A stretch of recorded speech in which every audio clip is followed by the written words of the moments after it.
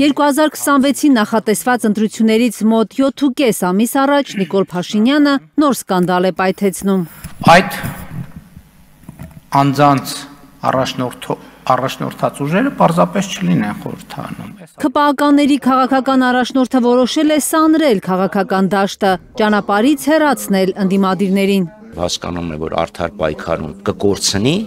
Իշխանությունը կորցնելու վախն է պատճառը, որ Փաշինյանը խոսում է իր ընդդիմախոսներին չեզոքացնելու մասին, վստահ է խորհրդարանական ընդդիմությունը։ Նիկոլ Փաշինյանը չի որոշում, թե որ քաղաքական ուժերը պետք է լինեն խորհրդարանում։ Կան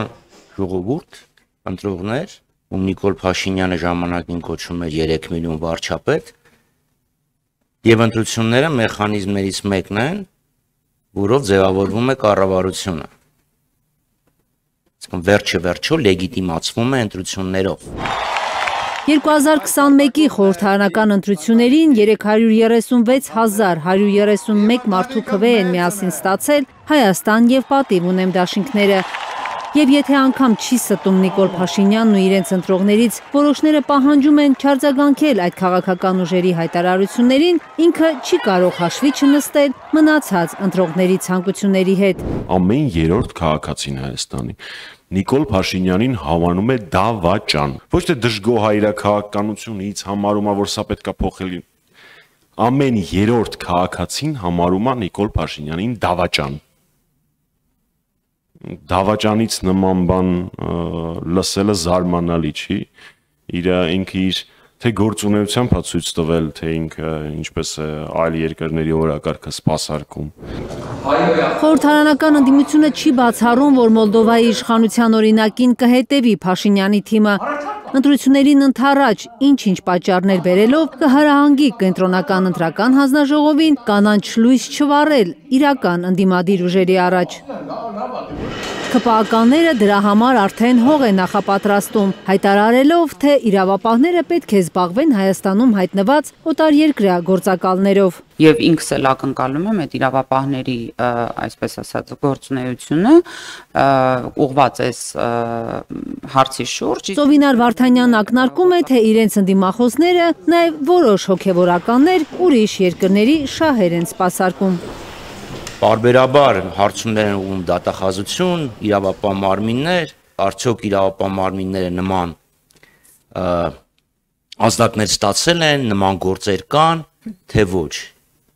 Որևէ պատասխան չկա։ Հիմա կամ Նիկոլ Փաշինյանը պետք է պատասխան տա կոնկրետ ովքեր են ազդեցության գործակալները եւ դատարանում պաշտպանի իր հայտարարությունը, կամ պետք է իրավապահ մարմիններին կանչի եւ հեռացնի, կամ իրավապահ մարմինները այսօր առավոտյան պետք է ԱԱԾ ջոկատներ ուղարկեին տարբեր մարդկանց տներ։ I thought a Turkish foreign minister is talking. Գործակալների մասին հայտարարություն անողները չեն իմացել իրենց թիմակից արտգործնախարարի անվան շուրջ պայթած վերջին սկանդալի մասին։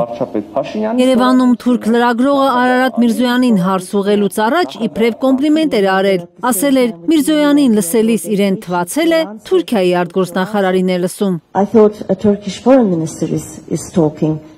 Եթե Նիկոլ Փաշինյանը շարունակի կառավարության մնալ, Հայաստանի Հանրապետության գոյությունը կասկածի տակ կմնա։ Դա անհերքելի փաստ է։ Խորհրդարանական ընդդիմությունը վստահ է Փաշինյանը բավարարում է թուրք-ադրբեջանական տանդեմի բոլոր պահանջները։ Չի կարելի թույլ տալ, որ նա հաջողի զտել քաղաքական դաշտ ընտրություններից առաջ, հակառակը ամեն գնով պետք է կանխել նրա վերընտրությունը։ Կարնե Մանգասարյան, Նորա Շարբաթյան եւ Անի Ղանդիլյան, Հայլուր։